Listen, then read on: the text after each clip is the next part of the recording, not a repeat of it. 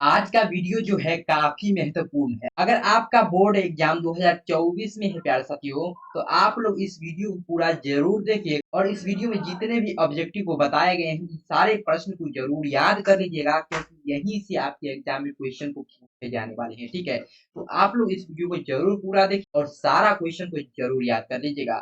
अभी तक प्यारे साथियों वीडियो को लाइक नहीं किए तो वीडियो को प्यारे साथी लाइक कर दिए और चैनल को सब्सक्राइब नहीं किए हैं तो चैनल को सब्सक्राइब करके बेल आइकन घंटी कॉल पर प्रेस कर दीजिए, ताकि जितने भी वीडियो आएगा प्यारे साथी उसका नोटिफिकेशन आप तक पहुंच जाएगा। ठीक है, चलते हैं, समय नहीं गवाते हुए डायरेक्ट क्वेश्चन की ओर चलते हैं और देखिए आज क्या हमारा पहला क्वेश्चन क्या कहता है। कहता है आयोडीन की कमी से कौन सा रोग होता है। काफी मोस्ट वीवीआई प्रश्न है और जल्दी से बताइए इसका आंसर क्या हो जाएगा। आयोडीन की कमी से कौन सा रोग होता है। आयोडीन की कमी से घेगा होता है मधुमेह या स्कर्वी या एड्स।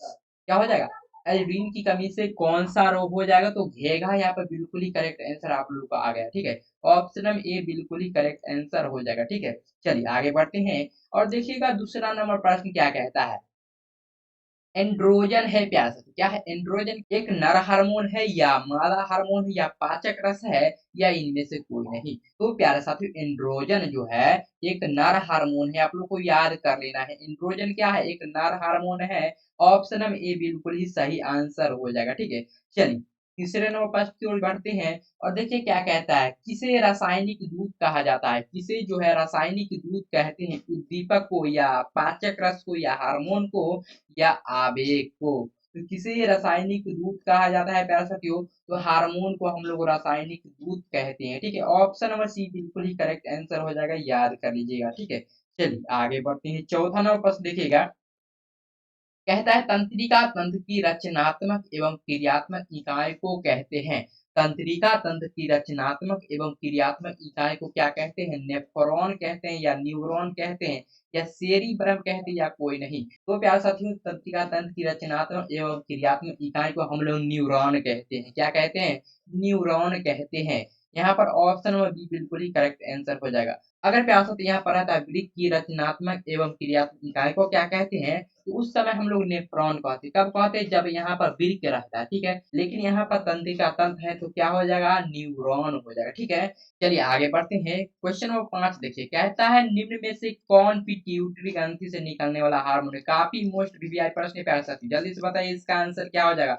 निम्न में से कौन जो है पिट्यूटरी ग्रंथि से निकलने वाला हार्मोन है। वृद्धि हार्मोन या थायरॉक्सिन या इंसुलिन या एंड्रोजन। कौन सा हो जाएगा, कौन सा हार्मोन जो है पिट्यूटरी ग्रंथि से निकलने वाला है, तो वृद्धि हार्मोन जो हो जाएगा पिट्यूटरी ग्रंथि से निकलता है। ठीक है, ऑप्शन नंबर ए जो हो जाएगा बिल्कुल ही करेक्ट आंसर हो जाएगा, आप लोग को याद कर लेना है। चलिए आगे बढ़ते हैं और देखते हैं छठा नंबर प्रश्न क्या कहता है। और देखिए छठा नंबर प्रश्न कहता है न्यूरॉन के मध्य खाली स्थान को कहते हैं। क्या कहते हैं, न्यूरॉन के मध्य खाली स्थान को क्या कहते हैं, डेंड्रॉन कहते हैं या सिनेप्स कहते हैं या एक्सॉन कहते हैं या डेंड्राइट्स कहते हैं। तो प्यारे साथियों आप लोग को याद कर लेना है, न्यूरॉन के मध्य खाली स्थान को सिनेप्स कहते हैं। सिनेप्स हमारा सही आंसर हो जाएगा। ठीक है, ऑप्शन नंबर बी बिल्कुल ही करेक्ट आंसर है, आप लोग को याद कर लेना। ठीक है, अब चलते हैं अगले नंबर प्रश्न की ओर। देखिएगा 7 नंबर प्रश्न कहता है यदि हमारे आहार में आयोडीन की कमी है तो हमें किस रोग से ग्रसित होने की संभावना है। यदि हमारे आहार में जो है आयोडीन की कमी है तो हमें किस रोग से ग्रसित होने की संभावना है। ग्वाइटर या गलगंड या घेगा या सभी। क्या हो जाएगा प्यारे साथियों, आयोडीन की कमी से कौन सा रोग हो सकता है। ग्वाइटर भी हो सकता है और गलगंड भी हो सकता है, घेघा भी हो सकता है। तो इनमें से सभी यानी सभी बिल्कुल ही करेक्ट आंसर हो जाएगा। ठीक है, सभी जो हो जाएगा प्यारा साथी बिल्कुल करेक्ट आंसर। ठीक है, बढ़ते हैं अगले प्रश्न की ओर। देखिए अगला प्रश्न कहता है इनमें कौन जो है अंतःस्रावी ग्रंथि नहीं है। इनमें कौन जो है अंतःस्रावी ग्रंथि नहीं है। पिट्यूटरी या थायराइड या विल्सन या यकृत। तो कौन जो हो जाएगा प्यास, तो अंतःस्रावी ग्रंथि नहीं है, तो यहाँ पर विल्सन जो हो जाएगा बिल्कुल ही करेक्ट आंसर हो जाएगा। विल्सन क्या है, अंतःस्रावी ग्रंथि नहीं है, आप लोग को याद कर लेना है। ठीक है, ऑप्शन नंबर सी बिल्कुल ही करेक्ट आंसर हो जाएगा। अब देखिएगा नौवा नंबर प्रश्न क्या कहता है। देखिए नौवां नंबर प्रश्न कहता है दो न्यूरॉनों के संपर्क बिंदु को क्या कहते हैं।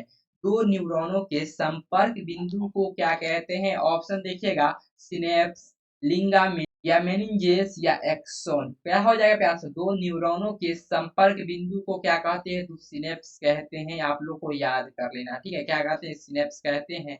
ऑप्शन है ये बिल्कुल ही करेक्ट आंसर हो जाएगा। आगे बढ़ते हैं, देखिएगा अगला प्रश्न क्या कहता है।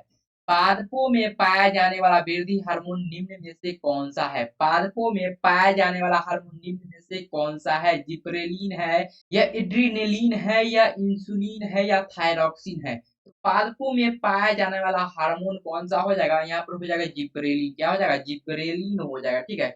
ऑप्शन में ए बिल्कुल ही करेक्ट आंसर हो जाएगा। चलिए आगे बढ़ लेते हैं, देखिएगा 11वां प्रश्न क्या कहता है। निम्न में से कौन सा अंग जो है संवेदी ग्राही नहीं है। निम्न में से कौन सा अंग जो है संवेदी ग्राही नहीं है। कान या आंख या नाक या दिमाग, बताइए कौन सा हो जाएगा, कौन सा अंग जो है संवेदी ग्राही नहीं हो जाएगा। तो हो जाएगा यहाँ पर दिमाग। दिमाग क्या है, संवेदी ग्राही अंग नहीं है, ठीक है। ऑप्शन नंबर डी बिल्कुल ही करेक्ट आंसर हो जाएगा यहाँ पर। चलिए आगे बढ़ लेते हैं, देखिए 12वां प्रश्न क्या कहता है। मेरु रज्जु निकलता है, बताइए मेरु रज्जु कहाँ से निकलता है। और मस्तिष्क से निकलता है या अनुमस्तिष्क से निकलता है या कौन से निकलता है या मेडुला से निकलता है। तो मेरु रज्जु निकलता जो है प्यारा सा, तो मेडुला से निकलता है। कहाँ से निकलता है, मेडुला से निकलता है। आप लोग को याद कर लेना, ठीक है। ऑप्शन नंबर डी बिल्कुल ही करेक्ट आंसर हो जाएगा। चलिए आगे बढ़ते हैं, 13वां प्रश्न देखिएगा, कहता है निम्न में से कौन पादप हार्मोन है। काफी मोस्ट वीवीआई प्रश्न है प्यारा साथी, जल्दी से बताइए इसका आंसर क्या हो जाएगा। इनमें कौन पादप हार्मोन है, इंसुलिन, थायरॉक्सिन या एस्ट्रोजन या साइटोकाइनिन। कौन जो है पादप हार्मोन है। पादप हार्मोन यहाँ पर हो जाएगा साइटोकाइनिन। क्या हो जाएगा, साइटोकाइनिन क्या है, एक पादप हार्मोन है। ऑप्शन नंबर डी हो जाएगा बिल्कुल करेक्ट आंसर, ठीक है। चलिए आगे बढ़ते हैं, अब देखिए अगला प्रश्न क्या कहता है। अगला प्रश्न कहता है प्राग नलिका के बीजांड की ओर वृद्धि करना किस प्रकार के अनुवर्तन से संबंधित है। ऑप्शन ए है प्रकाशानुवर्तन, ऑप्शन बी है गुरुत्वानुवर्तन, ऑप्शन सी है जलानुवर्तन, ऑप्शन डी है रसायनानुवर्तन। क्या हो जाएगा इसका आंसर, इसका आंसर जो हो जाएगा रसायनानुवर्तन। क्या हो जाएगा, रसायनानुवर्तन हो जाएगा। ऑप्शन नंबर डी हो जाएगा बिल्कुल करेक्ट आंसर, ठीक है। आप लोग को याद कर लेना है। अब देखिए 15वां प्रश्न, देखिए ये भी प्रश्न प्यार सा काफी महत्वपूर्ण प्रश्न है। कहता है निम्नलिखित में कौन सा वायरस संक्रमित रोग है। क्या कहता है, निम्नलिखित में कौन सा जो है वायरस जो है संक्रमित रोग है। गोनोरिया या सिफिलिस या एचआईवी एड्स या कोई नहीं। जल्दी से बता दीजिए वायरस संक्रमित रोग कौन सा हो जाएगा, तो एचआईवी एड्स हो जाएगा। क्या हो जाएगा, HIV AIDS. Option number C बिल्कुल ही करेक्ट आंसर हो जाएगा, यहाँ पर आप लोग को याद कर लेना है। अब देखिए आगे बढ़ते हैं, अगला प्रश्न देखिएगा, कहता है दो तंत्रिका के मध्य खाली स्थान को कहते हैं। दो तंत्रिका कोशिका के मध्य खाली स्थान को क्या कहते हैं, डुम्बरिका कहते हैं या सिनेप्स कहते हैं या एक्सॉन कहते हैं या आवेग कहते हैं। तो दो तंत्रिका कोशिका के मध्य स्थान को क्या कहते हैं हम लोग, सिनेप्स कहते हैं। क्या कहते हैं, सिनेप्स कहते हैं। ऑप्शन नंबर बी बिल्कुल करेक्ट आंसर हो जाएगा, ठीक है। चलिए आगे बढ़ते हैं, 17वां प्रश्न देखिए, कहता है जड़ का अधोगामी वृद्धि है। बताइए जड़ का अधोगामी वृद्धि क्या है, प्रकाशानुवर्तन या गुरुत्वानुवर्तन या जलानुवर्तन या रसायनानुवर्तन। क्या हो जाएगा, यहाँ पर जड़ का अधोगामी वृद्धि क्या हो जाएगा, गुरुत्वानुवर्तन। क्या हो जाएगा, गुरुत्वानुवर्तन। ऑप्शन नंबर बी बिल्कुल करेक्ट आंसर है, ठीक है। आप लोग को याद कर लेना है। आगे बढ़ते हैं, देखते हैं अगला प्रश्न क्या कहता है। अगला प्रश्न देखिए, कहता है निम्नलिखित कौन सी अनैच्छिक क्रिया है। निम्नलिखित में कौन सी क्रिया जो है अनैच्छिक क्रिया है। वमन, चबाना या लार आना या हृदय का धड़कना। अनैच्छिक क्रिया कौन नहीं है, तो चबाना यहाँ पर हो जाएगा, अनैच्छिक क्रिया नहीं है, ठीक है। ऑप्शन नंबर बी बिल्कुल करेक्ट आंसर है, आप लोग को याद कर लेना है। आगे बढ़ते हैं, देखिए अगला प्रश्न क्या कहता है। कौन सा पादप हार्मोन पत्तियों के मुरझाने के लिए उत्तरदायी है। कौन सा पादप हार्मोन जो है पत्तियों के मुरझाने के लिए उत्तरदायी है। ऑक्सीन हो जाएगा option number A, option number B cytokinin, option number C abscisic अम्ल, ऑप्शन नंबर डी जिब्रेलिन। जल्दी से बताइए कि कौन सा पादप हार्मोन जो है पत्तियों के मुरझाने के लिए उत्तरदायी है। तो यहाँ पर हो जाएगा प्यार साथियों एब्सिसिक अम्ल। क्या हो जाएगा, एब्सिसिक अम्ल हो जाएगा, ठीक है। ऑप्शन नंबर सी बिल्कुल ही करेक्ट आंसर हो जाएगा, एब्सिसिक अम्ल। चलिए आगे बढ़ते हैं, देखिए 20वां प्रश्न क्या कहता है। 20वां प्रश्न कहता है मस्तिष्क का कौन सा भाग जो है शरीर की स्थिति तथा संतुलन का अनुरक्षण करता है। मस्तिष्क का कौन सा भाग जो है शरीर की स्थिति तथा संतुलन का अनुरक्षण करता है।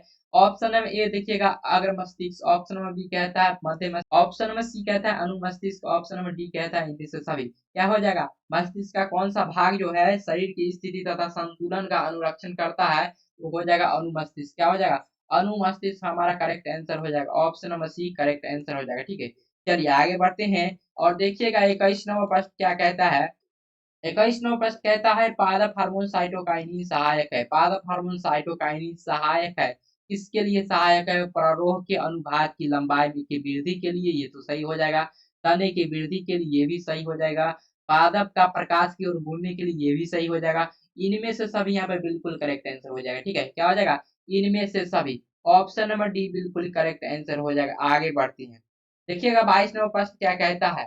पॉन्स मेडुला और अनुमस्तिष्क है प्यार से, किसका हिस्सा है?